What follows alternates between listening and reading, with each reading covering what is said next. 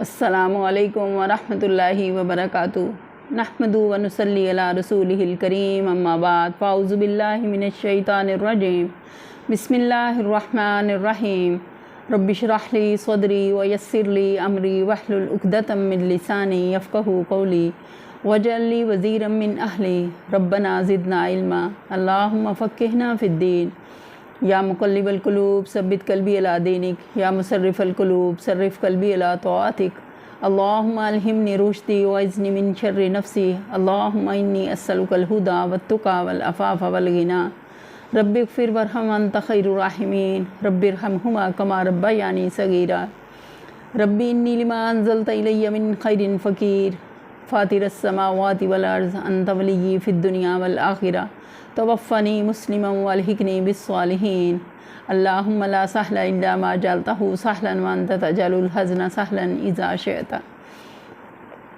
اللہم بارک لنا فی اوقاتنا آمین ثم آمین یا رب العالمین۔ چلیں اپنے لیسن کا آغاز کرتے ہیں۔ ہم پڑھ رہے ہیں سورہ آل عمران تیسرے سپارے سے، اور ہمارے 14 رکوع الحمدللہ کور ہو چکے ہیں آیت نمبر 63 تک۔ آج ہم پڑھیں گے 64۔ اعوذ باللہ من الشیطان الرجیم، میں پناہ مانگتی ہوں اللہ کی شیطان مردود سے۔ بسم اللہ الرحمن الرحیم، شروع اللہ کے نام سے جو بڑا مہربان نہایت رحم کرنے والا ہے۔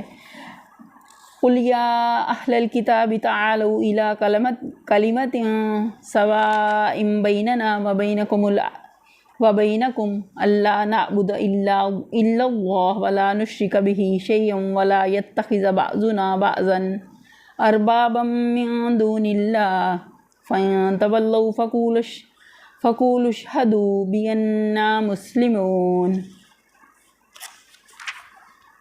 کہو اے اہل کتاب، آؤ ایک ایسی بات کی طرف جو ہمارے اور تمہارے درمیان یکساں ہے، جو کہ یہ کہ ہم اللہ کے سوا کسی کی بندگی نہ کریں۔ کہ جتنے بھی دنیا میں نبی آئے، انہوں نے ان سب کی دعوت کی بنیاد کیا تھی؟ توحید، اللہ ایک ہے، اللہ کے سوا کسی کی بندگی نہ کریں، اس کے ساتھ کسی کو شریک نہ ٹھہرائیں، اور ہم میں سے کوئی اللہ کے سوا کسی کو اپنا رب نہ بنا لے۔ اس دعوت کو قبول کرنے سے اگر وہ منہ موڑیں تو صاف کہہ دو کہ گواہ رہو ہم تو مسلم، صرف اللہ کی بندگی و اطاعت کرنے والے ہیں، کہ اللہ نے ہمارا نام مسلم رکھا ہے کہ ہم صرف ایک اللہ کی عبادت کریں۔ تو اہل یہود کو اور نصارہ کو، یہود و نصارہ کو یہ دعوت دی جا رہی ہے کہ ایسے عقیدے پر ہم سے اتفاق کر لو جس پر ہم ایمان لائے ہیں اور جس کے صحیح ہونے سے تم بھی انکار نہیں کر سکتے۔ تمہارے انبیاء سے بھی یہی عقیدہ منقول ہے، تمہاری اپنی کتب مقدسہ میں بھی اسی کی تعلیم موجود ہے۔ اگلی آیت ہے یا اہل الکتاب لم تحاجون فی ابراہیم وما انزلت التوراۃ والانجیل الا من بعدہ افلا تعقلون۔ اے اہل کتاب، تم ابراہیم کے بارے میں ہم سے کیوں جھگڑا کرتے ہو؟ تورات اور انجیل تو ابراہیم علیہ السلام کے بعد ہی نازل ہوئی تھی، پھر کیا تم اتنی بات بھی نہیں سمجھتے؟ یعنی تمہاری یہ یہودیت اور نصرانیت بہرحال تورات اور انجیل کے نزول کے بعد پیدا ہوئی ہے، اور ابراہیم علیہ السلام ان دونوں کے نزول سے بہت پہلے گزر چکے تھے۔ اب ایک معمولی عقل کا آدمی بھی یہ بات بآسانی سمجھ سکتا ہے کہ ابراہیم علیہ السلام جس مذہب پر تھے وہ بہرحال یہودیت یا نصرانیت نہ تھا۔ پھر اگر ابراہیم راہ راست پر تھے اور نجات یافتہ تھے تو اللہ محالہ اس سے یہ لازم آتا ہے کہ آدمی کا راہ راست پر ہونا اور نجات پانا یہودیت و نصرانیت کی پیروی پر موقوف نہیں ہے۔ اس بات کو اچھی طرح سمجھ لینا چاہیے۔ اللہ تعالیٰ نے تمام لوگوں کو جس بات کی ہدایت کی، جتنے انبیاء اتارے، ان سب کی تعلیم کا اصل مقصد کیا تھا کہ ایک اللہ کی بندگی کی جائے اور اس کے ساتھ کسی کو شریک نہ ٹھہرایا جائے۔ اللہ تعالیٰ کی کبریائی کا، اس کی عظمت کا، اس کے الہ ہونے کا سب اس کو دل سے تسلیم کریں۔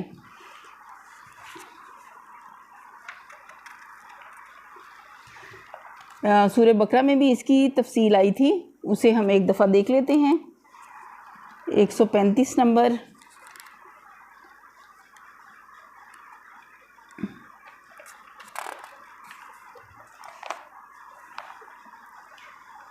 کہ یہودیت اور عیسائیت دونوں بعد کی پیداوار ہیں، اس میں بھی یہی بتایا گیا ہے۔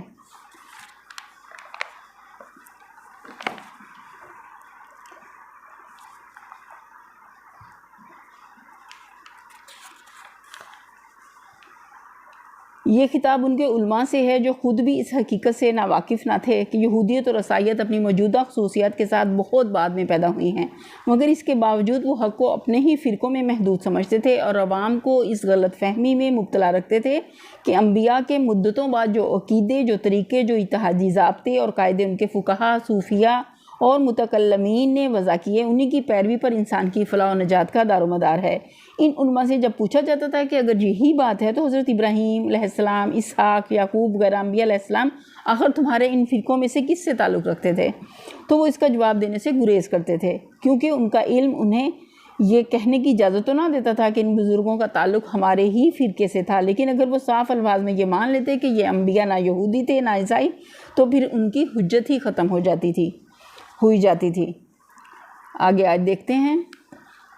ہاں انتم ہؤلاء حاججتم فیما لکم بہ علم فلما تحاجون فیما لیس لکم بہ علم واللہ یعلم وانتم لا تعلمون۔ تم لوگ جن چیزوں کا علم رکھتے ہو ان میں سے تو خوب بحثیں کر چکے، اب ان معاملات میں کیوں بحث کرنے چلے ہو جس کا تمہارے پاس کچھ بھی علم نہیں؟ اللہ جانتا ہے، تم نہیں جانتے۔ یہاں پر اللہ تعالیٰ کہتے ہیں کہ جس بات کا تمہیں علم ہی نہیں ہے اس میں بیکار کی بحثوں میں کیوں پڑھ کے اپنا ٹائم کو ضائع کرتے ہو؟ انسان کی قیمتی ترین متاع اس کا وقت ہے کہ انسان اگر اس کی 40 سال زندگی ہے یا 60 سالہ زندگی ہے تو جیسے جیسے دن گزر رہے ہیں وہ انسان اپنی موت کے قریب ہوتا چلا جاتا ہے، تو ایک ایک لمحہ ہمارے لیے قیمتی ہے۔ ہم اللہ سے دعا کرتے ہیں کہ اللہ تو ہمیں وقت کو ضائع کرنے سے بچا اور ہمارا جو ٹائم بھی ہو تیری عبادت میں گزرے، تیری اطاعت میں گزرے، کہ بیجا بحثیں کرنے سے کچھ فائدہ نہیں۔ اور اللہ تعالیٰ بھی اسی بات کی تاکید کرے ہیں کہ ان معاملات میں کیوں بحث کرنے چلے ہو جس کا تمہارے پاس کوئی علم ہی نہیں، اللہ جانتا ہے، تم نہیں جانتے۔ اگلی آیت ہے، ما کان ابراہیم یہودیا ولا نصریا ولکن کان حنیفا مسلما وما کان من المشرکین۔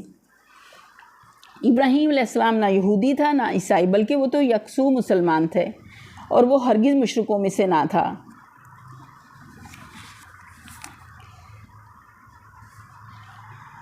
اصل میں لفظ حنیف استعمال ہوا ہے جس سے مراد ایسا شخص ہے جو ہر طرف سے رخ پھیر کر ایک خاص راستے پر چلے۔ اسی مفہوم کو مسلم یکسو سے ادا کیا گیا ہے ترجمے میں۔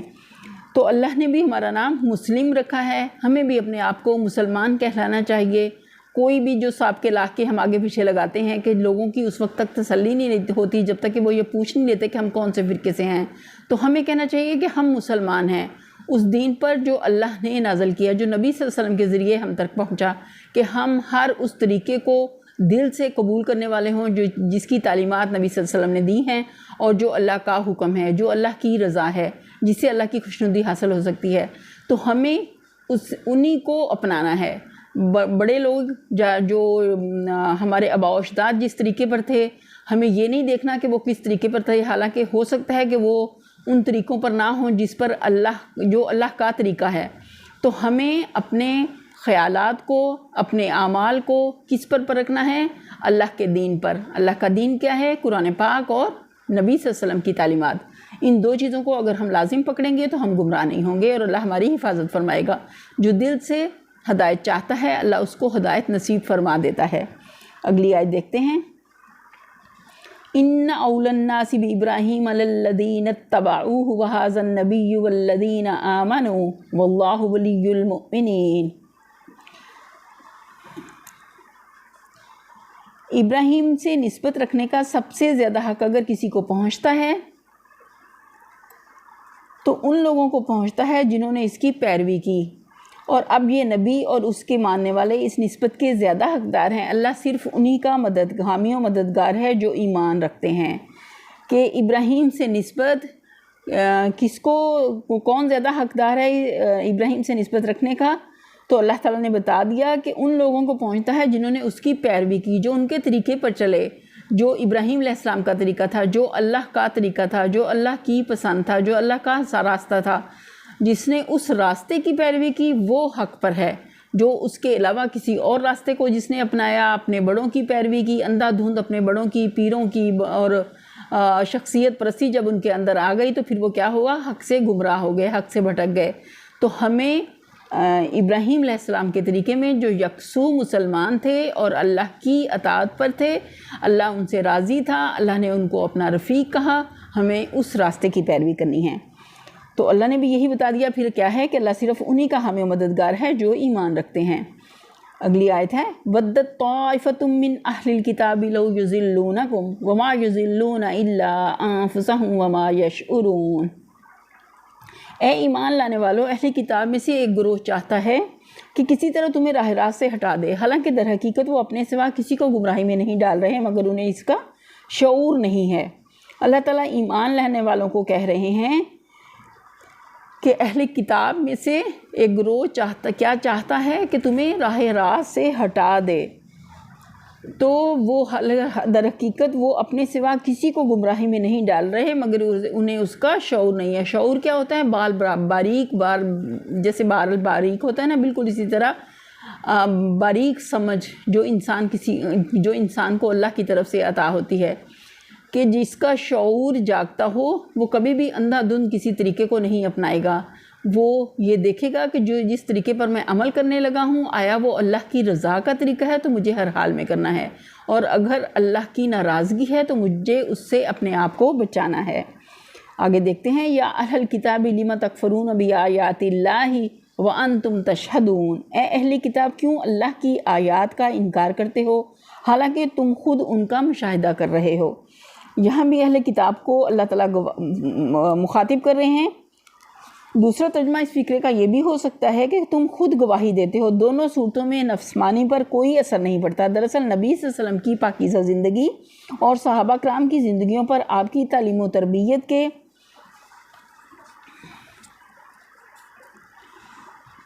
حیرت انگیز جو اثرات اور وہ بلند پایہ مضامین جو قرآن میں ارشاد ہو رہے تھے، یہ ساری چیزیں اللہ تعالیٰ کی ایسی روشن آیات تھیں کہ جو شخص انبیاء کے احوال اور کتب آسمانی کے طرز سے واقف ہو اس کے لیے ان آیات کو دیکھ کر حضرت صلی اللہ علیہ وسلم کی نبوت میں شک کرنا بہت ہی مشکل تھا۔ چنانچہ یہ واقعہ ہے کہ بہت سے اہل کتاب خصوصاً ان کے اہل علم یہ جان چکے تھے کہ حضور صلی اللہ علیہ وسلم وہی نبی ہیں جن کی آمد کا وعدہ انبیاء سابقین نے کیا تھا، حتیٰ کہ کبھی کبھی حق کی زبردست طاقت سے مجبور ہو کر ان کی زبانیں آپ کی صداقت اور آپ کی پیش کردہ تعلیم کے برحق ہونے کا اعتراف تک کر گزرتی تھیں۔ اسی وجہ سے قرآن بار بار ان کو الزام دیتا ہے کہ اللہ کی جن آیات کو تم آنکھوں سے دیکھ رہے ہو، جن کی حقانیت پر تم خود گواہی دیتے ہو، ان کو تم قصداً اپنے نفس کی شرارت سے جھٹلا رہے ہو، تو اس سے باز آ جاؤ۔ اگلی آیت ہے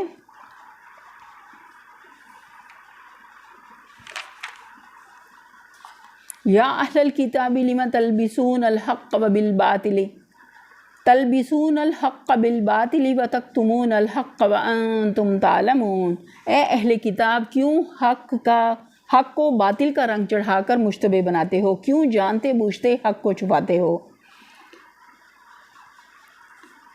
کہ بار بار اللہ تعالیٰ اہل کتاب جس غلط فہمی میں مبتلا تھے اور جن غلط طریقوں کی وہ پیروی کر رہے تھے، اللہ تعالیٰ ان کو بار بار اس پر تنبیہ کر رہے ہیں کہ اس چیز سے باز آ جاؤ، حق پر بات کو باطل کا رنگ چڑھا کر مشتبہ نہ بناؤ کہ شک میں ڈالنے والا بناتے ہو، کیوں جانتے بوجھتے حق کو چھپاتے ہو، کہ تمہیں حق کا علم ہے اس کے باوجود اس کو چھپاتے ہو۔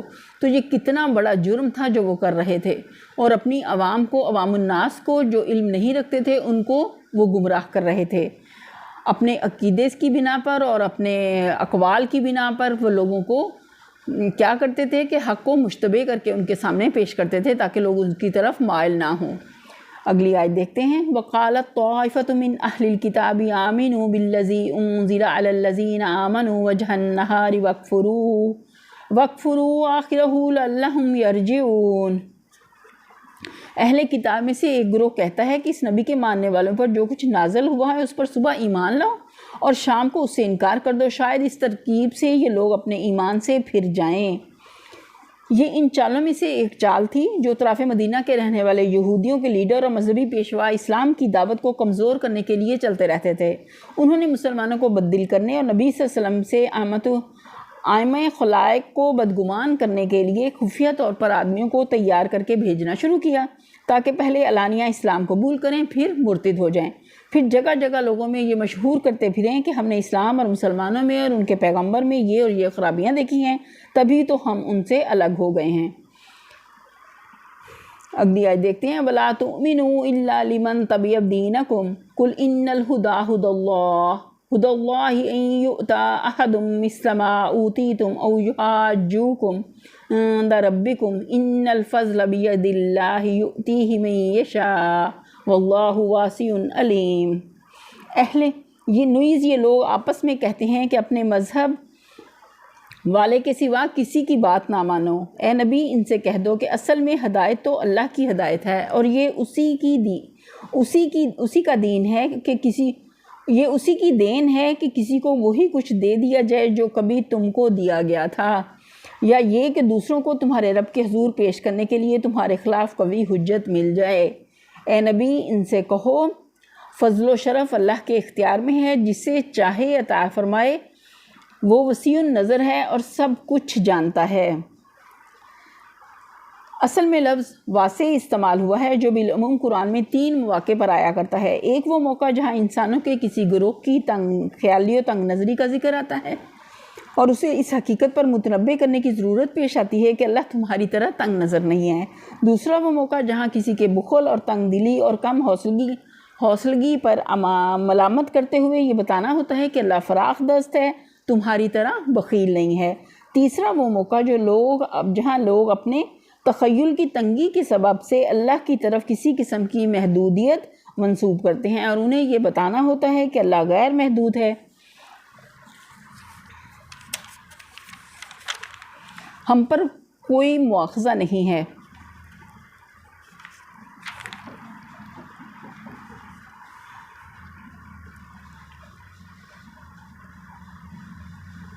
اپنی رحمت سے جس کو چاہتا ہے مخصوص کر لیتا ہے اور اس کا فضل بہت بڑا ہے۔ یختص برحمتہ من یشاء واللہ ذو فضل العظیم۔ اپنی رحمت سے کے لیے وہ جس کو چاہتا ہے مخصوص کر لیتا ہے، اس کا فضل بہت بڑا ہے۔ اللہ تعالیٰ نبوت اللہ کی عطا ہے، کوئی بھی اپنی مرضی سے نبی نہیں بنتا۔ اللہ تعالیٰ جس کو چاہتے ہیں اس کو اپنے دین کے لیے چن لیتے ہیں۔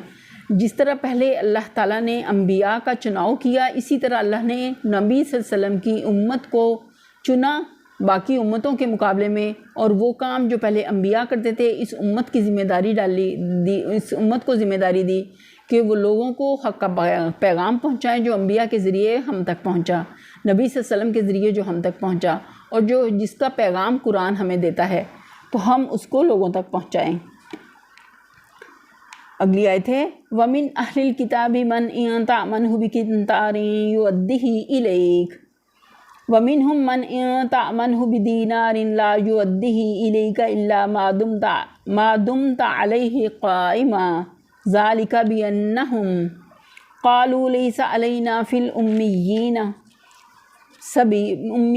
سَبِيلٌ وَيَقُولُونَ عَلَى اللَّهِ الْكَذِبَ وَهُمْ يَعْلَمُونَ۔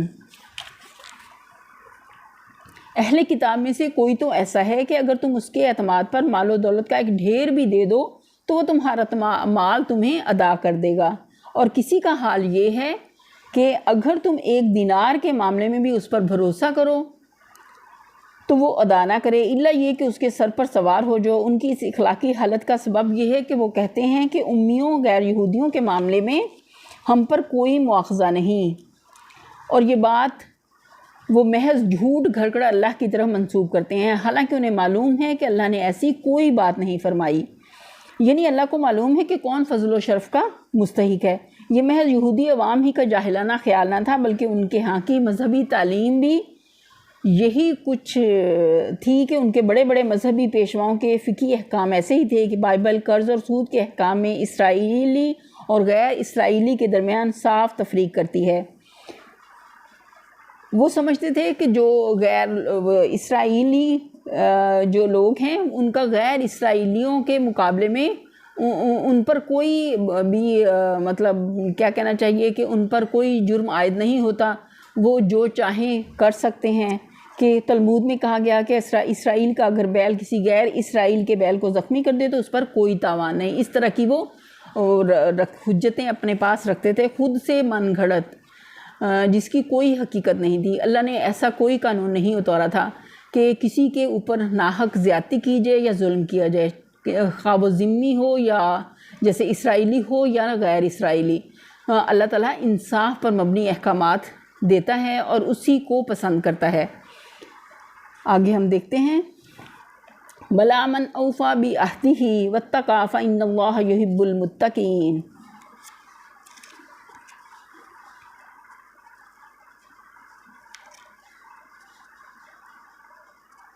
آخر کیوں ان سے باز پرس نہ ہوگی؟ جو بھی اپنے عہد کو پورا کرے گا اور برائی سے بچ کر رہے گا وہ اللہ کا محبوب بنے گا، کیونکہ پرہیزگار لوگ اللہ کو پسند ہیں۔ اللہ نے صاف بتا دیا کہ جو اپنے آپ کو برائی سے بچائے گا اور اپنے عہد کو پورا کرے گا وہ اللہ کا پسندیدہ شمار ہوگا، اللہ کی جنت کا حقدار ہوگا، اللہ اپنی رحمت سے اس کو جنت میں داخل کرے گا، اور پرہیزگار لوگ ہی اللہ کو پسند ہیں۔ آگے ہے ان الذین یشترون بعہد اللہ وایمانہم ثمنا قلیلا اولئک لا خلاق لهم فی الآخرۃ ولا یکلمہم اللہ ولا ینظر الیہم یوم القیامۃ ولا یزکیہم ولہم عذاب علیم۔ رہے وہ لوگ جو اللہ کے عہد اور اپنی قسموں کو تھوڑی قیمت پر بیچ ڈالتے ہیں تو ان کے لیے آخرت میں کوئی حصہ نہیں۔ اللہ قیامت کے روز نہ ان سے بات کرے گا، نہ ان کی طرف دیکھے گا اور نہ انہیں پاک کرے گا، اور بلکہ ان کے لیے تو دردناک عذاب ہے۔ سبب یہ ہے کہ یہ لوگ ایسے سخت اخلاقی جرائم کرنے کے بعد بھی اپنی جگہ یہ سمجھتے ہیں کہ قیامت کے روز بس یہی اللہ کے مقرب بندے ہوں گے، انہی کی طرف نظر عنایت ہوگی، اور جو تھوڑا بہت گناہ کا میل دنیا میں ان کو لگ گیا ہے وہ بھی بزرگوں کے صدقے ان پر سے دھو ڈالا جائے گا۔ حالانکہ دراصل وہاں ان کے ساتھ بالکل معاملہ برعکس ہوگا۔ جس نے برائی کے برابر نیکی کی ہوگی وہ سامنے آ جائے گی، اور رائی برابر برائی وہ بھی سامنے آ جائے گی۔ اگلی آیت ہے وَإِنَّ مِنْهُمْ لَفَرِيقًا يَلْوُونَ أَلْسِنَتَهُمْ بِالْكِتَابِ لِتَحْسَبُوهُ مِنَ الْكِتَابِ وَمَا هُوَ مِنَ الْكِتَابِ وَيَقُولُونَ هُوَ مِنْ عِنْدِ اللَّهِ وَمَا هُوَ مِنْ عِنْدِ اللَّهِ وَيَقُولُونَ عَلَى اللَّهِ الْكَذِبَ وَهُمْ يَعْلَمُونَ۔ ان میں سے کچھ لوگ ایسے ہیں جو کتاب پڑھتے ہوئے اس طرح زبان کا الٹ پھیر کرتے ہیں کہ تم سمجھو جو کچھ وہ پڑھے ہیں وہ کتاب ہی کی عبارت ہے، حالانکہ وہ کتاب کی عبارت نہیں ہوتی۔ وہ کہتے ہیں کہ جو کچھ ہم پڑھے ہیں یہ اللہ کی طرف سے ہے، حالانکہ وہ اللہ کی طرف سے نہیں ہوتا۔ وہ جان بوجھ کر جھوٹ بات اللہ کی طرف منسوب کرتے ہیں۔ اس کا مطلب اگرچہ یہ بھی ہو سکتا ہے کہ وہ کتاب الہی کے معنی میں تحریف کرتے ہیں یا الفاظ کا الٹ پھیر کر کے کچھ سے کچھ مطلب نکالتے ہیں، لیکن اس کا اصل مطلب یہ ہے کہ وہ کتاب کو پڑھتے ہوئے کسی خاص لفظ یا فکرے کو یا ان کے مفاد یا ان کے خود ساختہ عقائد و نظریات کے خلاف پڑھتا ہو زبان کی گردش سے کچھ کا کچھ بنا دیتے ہیں۔ ان کی نظریں قرآن کو ماننے والے اہل کتاب میں بھی مفقود نہیں ہیں۔ ان کی مثالیں قرآن کو ماننے والے اہل کتاب میں بھی مفقود نہیں ہیں۔ مثلاً بعض لوگ جو نبی کی بشریت کے منکر ہیں وہ کیا کرتے ہیں قُلْ إِنَّمَا أَنَا بَشَرٌ مِثْلُكُمْ میں انما کو الگ کر دیتے ہیں اور ما کو الگ کر دیتے ہیں، اور اس کا ترجمہ پھر کیا کرتے ہیں کہ اے نبی کہہ دو کہ تحقیق نہیں ہوں میں بشر تم جیسا۔ حالانکہ اللہ تعالیٰ نے صاف قرآن میں بتا دیا کہ نبی صلی اللہ علیہ وسلم کیا کہتے ہیں کہ میں ایک بشر ہوں صرف تم جیسا، مگر مجھ پر اللہ نے وحی کی ہے قرآن کی صورت میں۔ آگے دیکھتے ہیں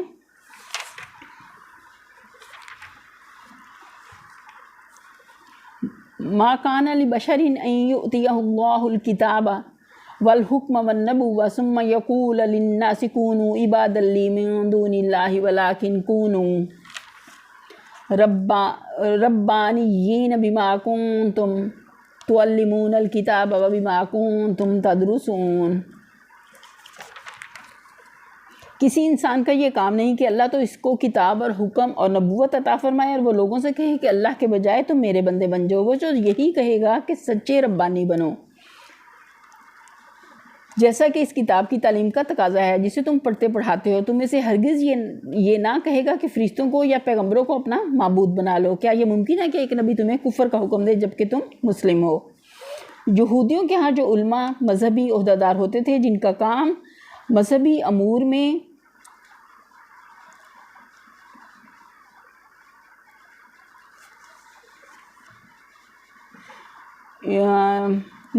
میں لوگوں کی رہنمائی کرنا اور عبادت کے قیام اور احکام دین کا اجرا کرنا ہوتا تھا، ان کے لیے لفظ ربانی استعمال کیا جاتا تھا، جیسا کہ خود قرآن میں ارشاد ہوا ہے کہ ان کے ربانی اور ان کے علماء ان گناہ کی باتیں کرنے اور حرام کے مال کھانے سے کیوں نہ روکتے تھے۔